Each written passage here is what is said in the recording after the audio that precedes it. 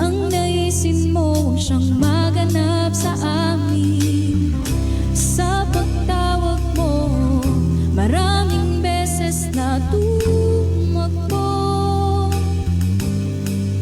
Ngunit ngayon ay susunod, ngayon ay tutugon. Sama-sama sa pagtuwid, saan mang dako mo dalhin. Di kailangang mangamba, pagkat ikaw, o Diyos, ang kasama.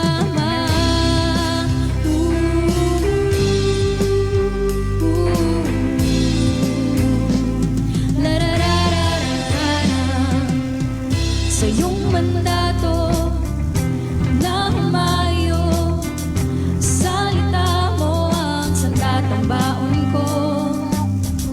Di mapapano, dahil siguradong ikaw ang kaligtasan ko. Ngayon ay susunod, ngayon ay tutugon. Sama-sama sa pagtawid, saan mang dako mo dalhin. Di kailangang mangamba, pagkat ikaw, o Diyos, ang kasama.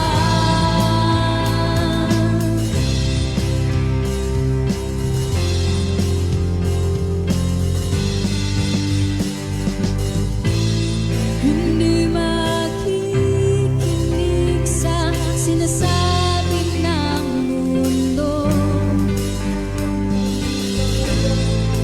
tanging ang tinig mo ang magiging gabay ko.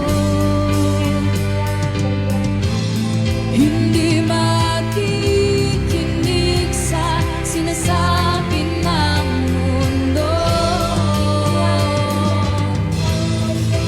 tanging ang tinig mo ang magiging gabay ko.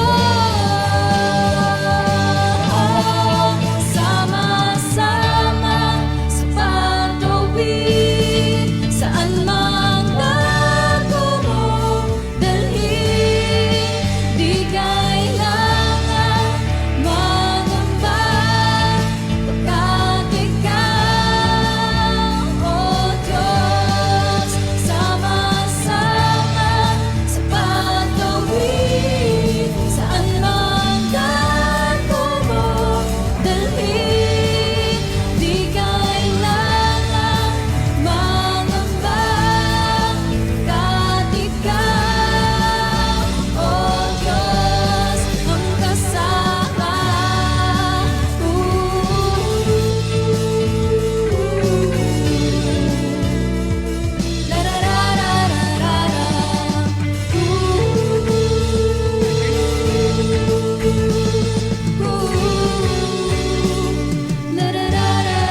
Sama-sama sa pagtawid, saan mang dako mo dalhin.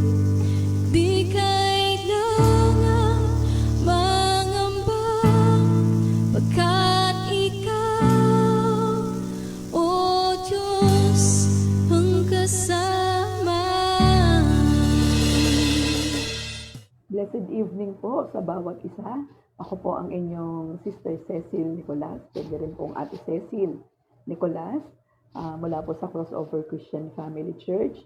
At ako po ay nagagalak na i-welcome kayo dito po sa ating Crossover Moments Devotional. Ginagawa po natin to tuwing gabi mula po Lunes hanggang Sabado. So ano po ba itong crossover moments na lagi po nating naririnig, ano? Ito po ay hango sa sandali po ng ating pagtawid, paglakad, patungo po sa panibagong simulain ng ating mga buhay. Siyempre kasama po ang Diyos. Amen po ba? At ito po ay hango doon po sa aklat ng Joshua, kung saan tulad po ng mga Israelita na tumawid sa ilog Jordan, patungo po doon sa lupang pangako. Kung saan gaya po sila, tayo rin ay tinatawag ng Diyos doon po sa panibagong yugto ng ating mga buhay. At syempre, hindi po madali yung pagtawid, pero kapag po ang Panginoon ang kasama natin, ang ating batnubay, siya po yung hinahayaan natin na manguna sa atin. Ang pagtawid po ay laging smooth, no? Nagiging maayos po ang pagtawid dahil kasama po natin ang Diyos. Amen po ba? Amen. So ngayon pong gabi, inaanyayahan ko po kayo na buksan po natin yung ating mga puso at isipan sa tinig ng Diyos. Hayaan po natin na yung presensya niya ang magdala po sa atin sa crossover moment ng ating mga buhay na tunay na magbibigay po ng panibago, sariwang pananaw sa atin pong mga puso at sa atin pong landasin. At bago po yan, tayo po muna ay manalangin. Lord, maraming salamat po sa araw na ito. Papuri, pagdakila, pasasalamat ay aming pong ibinibigay tanging sa iyo lamang. Dalangin po namin sa mga oras na ito, samahan kami ng iyong Santong Espiritu sa pagbaybay, pagninilay-nilay po namin ng iyong mga salita. Hayaan mo, Panginoon, na gaya ng mga Israelita, kami man ay magkaroon din po ng crossover moment ng katagumpayan na nagmumula sa iyo. Ito po ang dalangin namin sa pangalan ni Jesus na aming Panginoon at tagapagligtas. Amen. Ayan, muli ako po ang inyong Sister Cecil. At ang ating pong pagninilay-nilayan sa mga oras na ito ay ang mula po sa Romans 3:23 to 24. Sa aklat po ng mga Roma 3:23 hanggang 24. At ito po ang sinasabi. Aklat ng mga Roma 3:23-24.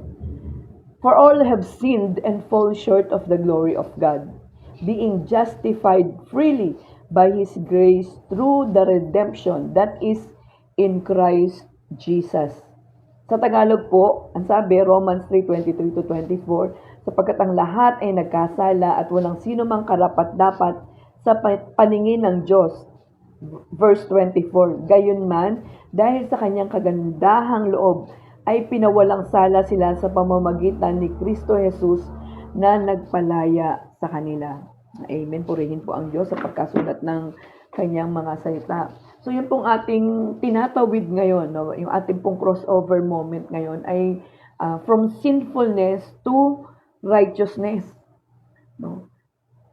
Ano po ba yung righteous? Sabi nung iba, yung righteous masyadong binibigyan po nila ng term na napakabanal, na para bang hindi ka na makakagawa ng kasalanan. So hindi po gano'n, no? Gaya po ng sinasabi dito sa Romans 3:23-24. Una, no one is righteous. No? Lahat po tayo ay nagkasala at hindi karapat-dapat sa paningin ng Diyos. Yan po ang sinasabi dito. Hindi tayo karapat-dapat sa paningin ng Diyos. Meron po kasi tayong minanang kasalanan. Doon po kay Eva at kay Adan. So, pagsilang pa lang natin, sa sinapupunan pa lang na tayo, makasalanan na po tayo. Iyon yung tinatawag na kasalanang minana natin mula sa ating mga ninuno na si Eva at Adan. At lahat po tayo, wala pong pwedeng magsabi na ako righteous ako, hindi ako gumagawa ng kasalanan, ako ganito. Hindi gaya niyang mga yan. Meron pong ganong mga tao. Of course, sa atin po ng mga nanonood, praying, wala pong ganito. Kasi napakagaling naman natin kung sasabihin natin na tayo po ay righteous, tayo ay hindi makasalanan, tayo ay walang sala, tayo ay hindi nagkakasala, tayo ay perpekto. Wala pong ibang perpekto kundi ang ating Panginoong Jesucristo, ang ating Diyos, the Trinity. Ito po ang perpekto. Tayo ay hindi perpekto sapagkat tayo po ay meron ngang minanang mga kasalanan.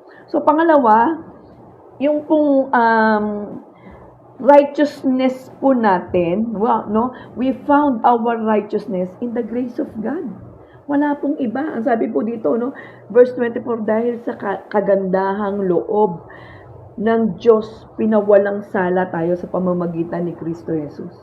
So, akala po kasi nung iba, yun pong good works, yung pong ating paggawa ng mabuti, maaring pagtulong sa kapwa, maaring akala natin yung tayo ay nag-church, o kaya tayo ay nanalangin na, tayo ay kasama ng mga kapwa mananampalataya, o meron tayong mga kalipunan ng mga kasama na kumbaga may pagkakilala sa Diyos, nakasalamuha tayo doon, nandun tayo, nakapaloob tayo doon. Tayo righteous na rin. Naku, pinapaaral ko to. Righteous ako. No? Magaling ako. Ako ay kumbaga sa paningin ng Diyos, ako ay righteous na. Sa paningin ng ibang tao, ako naman siguro ligtas. Kung ako'y mamamatay, sa langit ako pupunta. Kasi tumutulong ako sa kapwa. Ako nagpapakain dyan. Ako nagpapaaral dyan. Ako ang dami kong dinonate sa church. Ang dami kong ginagawa dyan sa church. Hindi nakikita ng iba, pero ang dami kong ginagawa sa church. Maling-mali po yung konsepto na yon, mga kapatid.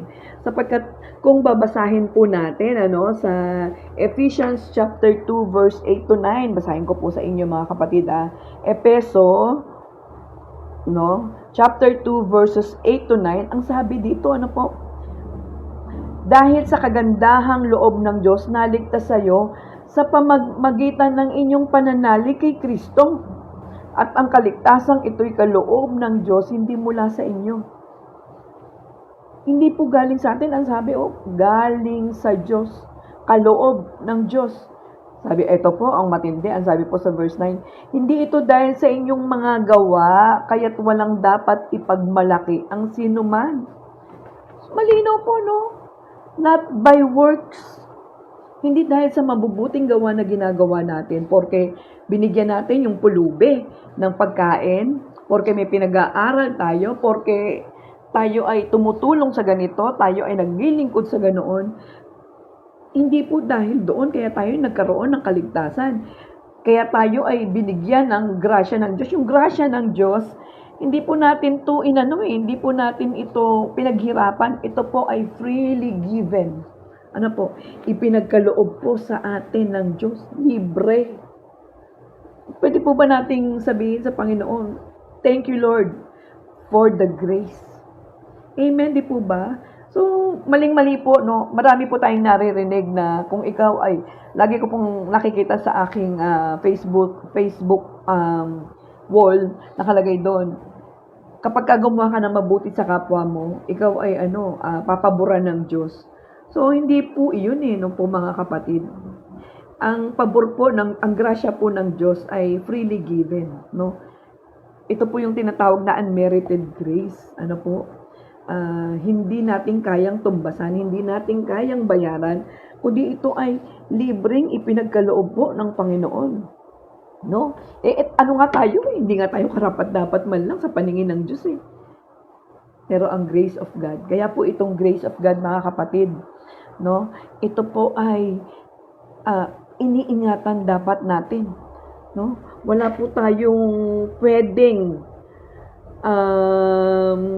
ibigay sa Diyos. Ano mang gawin natin, hindi natin matutumbasan yung grasya, yung kagandahang loob na ibinigay sa atin ng Diyos para tayo ay mapawalang sala. Kaya mo bang magpapako sa krus? Tutusukin ka nung sibat. Lalagyan ka ng grape sa tagiliran, ipapako ka. Lalagyan ka ng koronang tinik dito na ang haba ay napakahaba, hahampasin ka.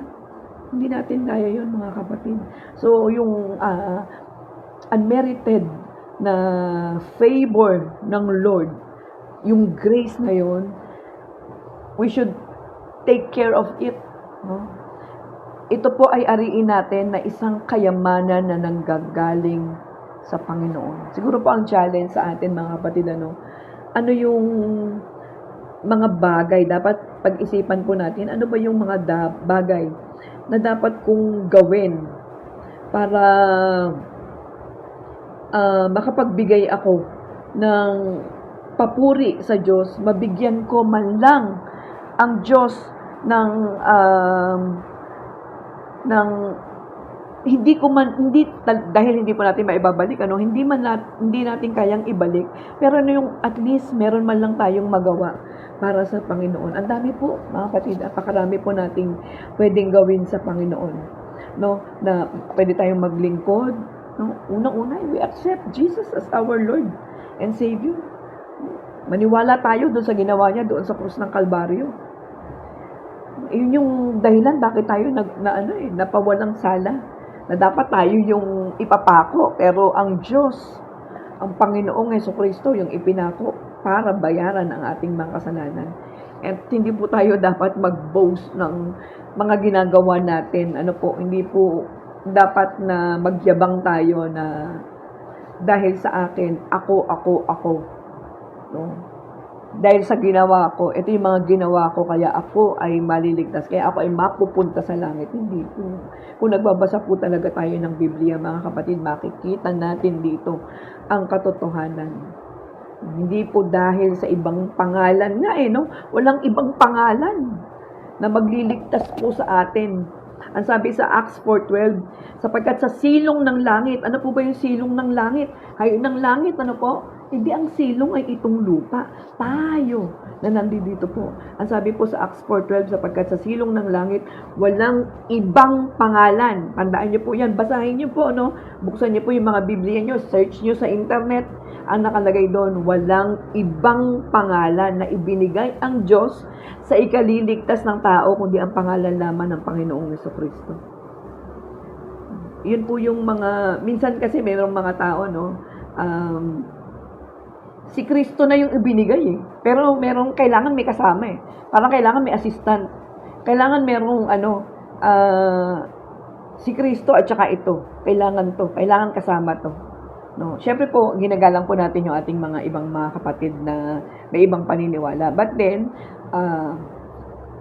sa pagbabasa po ng Biblia natin, wala po tayong makikitang ganoon na Jesus Christ plus iba pang pangalan, no? It is Jesus Christ alone na binigay ng Diyos para sa atin. No, naging dahilan ng pagpapawalang sala po sa ating mga buhay. So, yun mga kapatid, no, we found our righteousness in the grace, only in the grace of Christ. Wala nang iba. No one is righteous. No, hindi po natin kailangan magmalaki. Kung may ipagmamalaki tayo, yun po ay yung ginawa sa atin ng Panginoong Jesucristo, na tayo ay pinawalang sala, na tayo ay pinatawad ng Panginoon. At itong unmerited grace na to, ulitin ko lang po, wag po nating sayangin mga kapatid, no?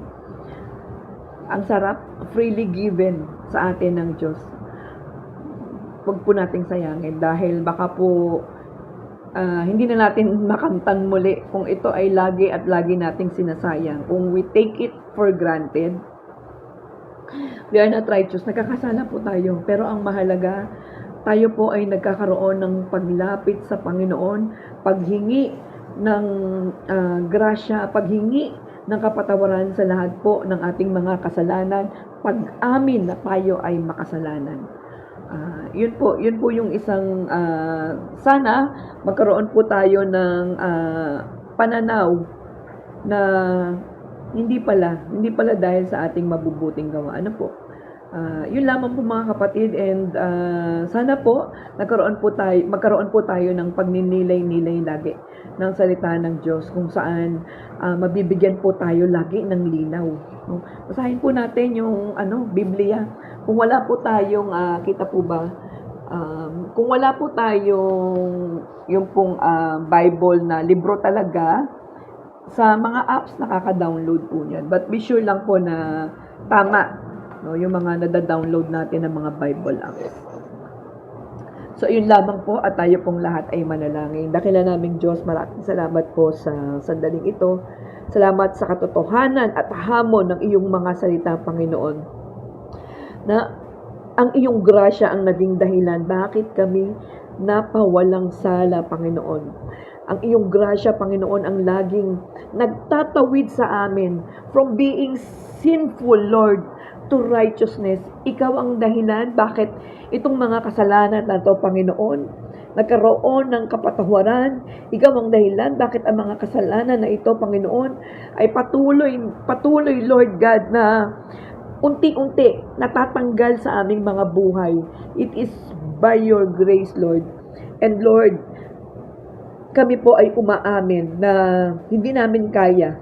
Laging hindi namin kaya, Lord, kung wala ang iyong tulong. Laging hindi namin kaya, Panginoon, kung wala ka sa aming mga buhay. We ask, Lord, na ikaw po ang manguna sa aming mga buhay. We ask, Lord, na sa araw-araw, Panginoon, tulungan mo kami, Lord. Huwag kaming maging alipin ng kasalanan, Lord. Kundi kami ay lumaka doon sa iyong righteousness, lumaka doon sa kabanalan mo, Panginoon, kung saan ito ay magbibigay lagi ng kaluguran sa iyo. Tulungan mo po kami, Lord. Dalangin po namin ang bawat isa ngayon, Panginoon, lahat ng naka-join. Alam mo po ang problema, alam mo po ang daladala, bigat na daladala sa balikat, Panginoon, sa damdamin, sa isipan ng bawat isa. Maaaring may mga bigat din, Lord God, ng pangangailangang pinansyal, lalo na spiritual. O God, dalangin po namin na ikaw ang siyang tumulong sa aming mga buhay. Katagpuin kami ng iyong Santong Espiritu, ng iyong presensya sa bawat naming ginagawa, Panginoon. At dalangin po namin na kami ay magkaroon ng kaliwanagan na nagmumula sa iyong mga salita, na kami, Panginoon, ay hindi mo hahayaan, Lord God, na kami na mga lumalapit sa iyo ay hindi mo hahayaan na maagaw ng kasalanan, Panginoon. Lord, tulungan mo po ang bawat isa kung meron man ngayon, Lord, sa mga oras na ito na hindi makaahon-ahon sa paggawa, hindi makaahon-ahon sa pagiging alipin ng kasalanan, Lord God, anumang bisyo ito, Panginoon, dalangin ko po, Lord, ang pagtatapos nito, Lord, ang paggapos ng gawa ng kaaway, ang paggapos ng kasalanan sa kanilang mga buhay. Ikaw ang magtanggal nito, Panginoon, in your mighty name, Jesus. At kung meron man sa mga oras na ito, Panginoon, na mayroong mga karamdaman mula ulo hanggang paa, o Diyos, kaawaan mo po ang bawat isa sa amin. Ikaw ang Diyos na nagpapagaling noon hanggang ngayon. Hindi ka nagbabago, Panginoon. We ask for your healing miracle, Lord, na siyang kumilo sa buhay ng lahat ng may mga karamdaman sa oras na ito. Dalangin ko, Panginoon, ang nag-aayos ng live streaming na ito, bigyan mo siya, Panginoon. Sila, O Diyos, ng kalakasan pa na nagmumula sa iyo para po ikaw ay mabigyan nila ng pinakamataas na papuri sa kanilang mga buhay. Lord, pagpalain mo po ang bawat isa na nakikinig. Ito po ang dalangin namin in the name of Jesus. Amen. Ayan. So, yun po, no? Muli, maraming salamat po. At tatandaan po natin na our crossover moment starts now. Ayan. God bless mo, mga kapatid. Bukas po ulit. Hindi pala, sa Monday po ulit. Magkita-kita po ulit tayo. Pero bukas po, meron po tayong Sunday service dito po sa Domingo Compound sa Aguinaldo. Kung malapit lang po kayo, ay welcome na welcome po kayo dito sa aming crossover Christian Family Church. Ayan po, maraming salamat, mga kapatid. God bless everyone. God bless po. Hallelujah. Purihin po ang Diyos sa inyong mga buhay.